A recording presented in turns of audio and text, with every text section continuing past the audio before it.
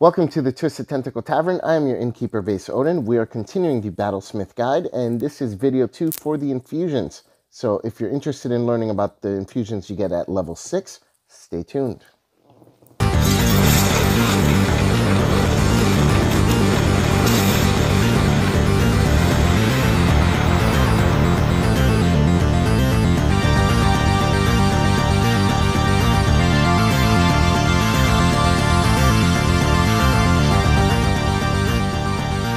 So level 6 brings a bunch of new infusions that you're able to create, and we're going to go over those right here and now. Let's not waste any time and get started.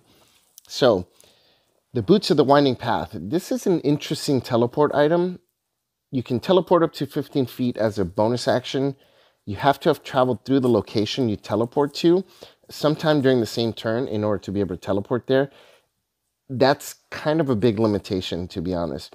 There are some cool uses for it. You can move, attack, and then teleport back to where you started without taking an opportunity attack.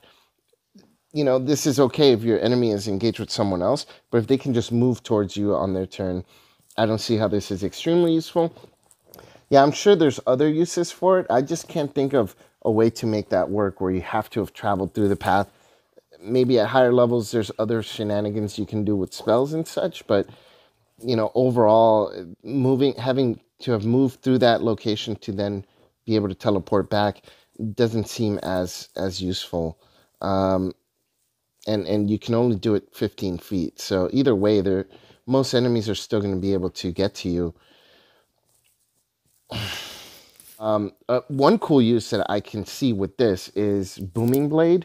So if somehow you're able to get Booming Blade, move in, attack with Booming Blade, then teleport, and now you're forcing the enemy to make a decision whether, you know, they stay there and not get to attack you, or they move and take a hit from the Booming Blade. So that's pretty cool, but the Artificer does not get Booming Blade, so you'd have to multi-class to be able to make uses of this, or you can make these boots and give it to someone who does get Booming Blade, and then they can take advantage of that kind of strategy. You know, it could be okay. I don't know. I think I'd have to try this in practice to know for sure if these are as good as, or good or not. Now, the next one, the Homunculus Servant. Now, that is a really good item that you get at level 6. I would probably use this infusion almost 100% of the time. I don't see why anyone would not use the Homunculus, because it's probably one of the best infusions that you get as an artificer. Basically, it's a slightly more resilient familiar. You can cast touch spells through it like you can with a familiar, but it can't use a magic item for you like a familiar can. That means that it can't deliver potions or good berries like a familiar. But if you're building your Battlesmith to heal, you can use your Homunculus to deliver cure wound spells to injured party members and that kind of stuff. Plus, it's really resilient, so that's really awesome, because a familiar generally can die in one hit. The other thing that this Homunculus can do is it can attack, which a familiar can't do, but it doesn't hit that hard at all, so I'd be hesitant to use this ability. It basically follows the same rules as your Steel Defender in terms of actions during combat. It goes on your turn, but only after you've gone. It can take the dodge action without using any of your actions. That's pretty cool. And it can take a reaction without using any of your actions, which is also pretty cool. Whereas a familiar has its own initiative and goes on its own turn, which can be both a benefit and a detriment. And in most times I've seen it's a detriment when the familiar goes on a different initiative. Having the Homunculus go immediately after you, there are times where you might have wanted it to go before you, but for the most part, it's very helpful and useful that it goes on your turn. I think if you're not building your character for support or healing, the best use for the Homunculus Servant is to use your bonus action and command it to use the help action.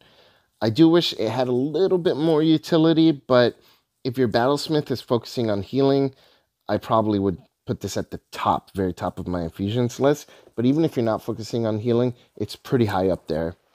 The Radiant Weapon. This one is kind of a boosted version of the Magic Weapon infusion. If you're using a melee weapon or the infusion to turn a melee weapon magical, I would recommend changing that for this one. Or, I mean, I guess you could have both.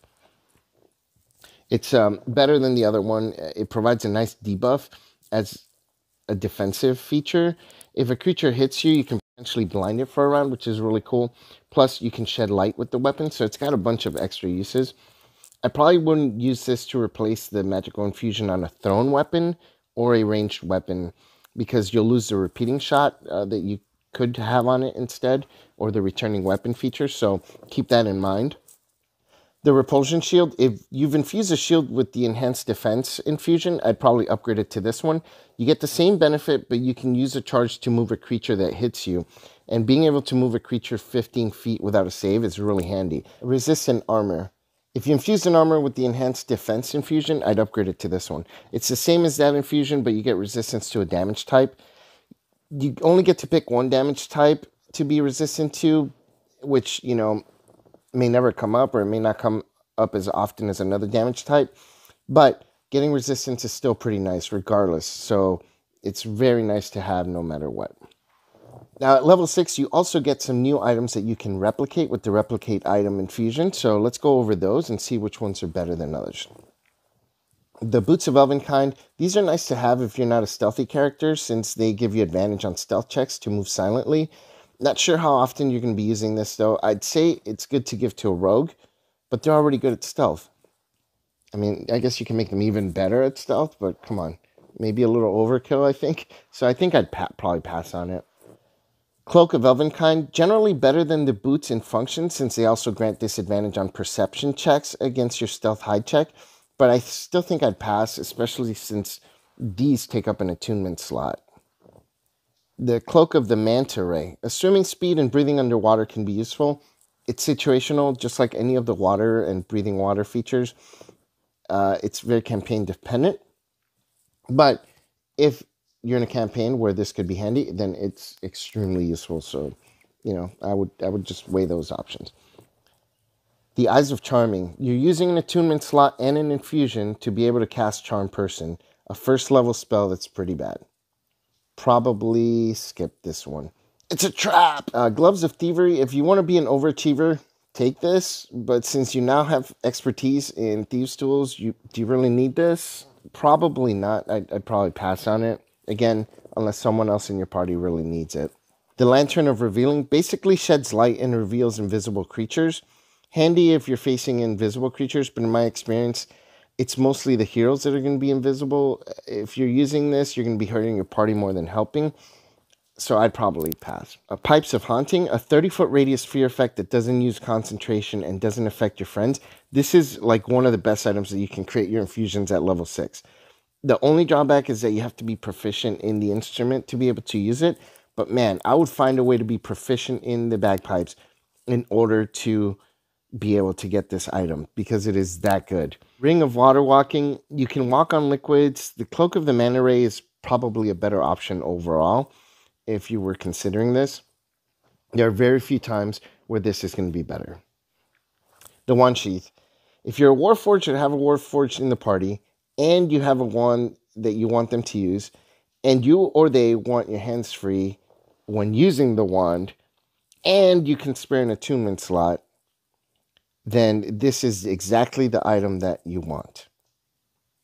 But since having all of those requirements feels like worse odds than taking a shot in the dark, I'd probably skip this one. So that does it for the Artificer Battlesmith Infusions for level 6.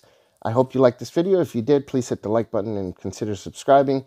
If you hate me, put that in the comments, and I'll be sure to comment back. And check out all the other videos for the Artificer Battlesmith.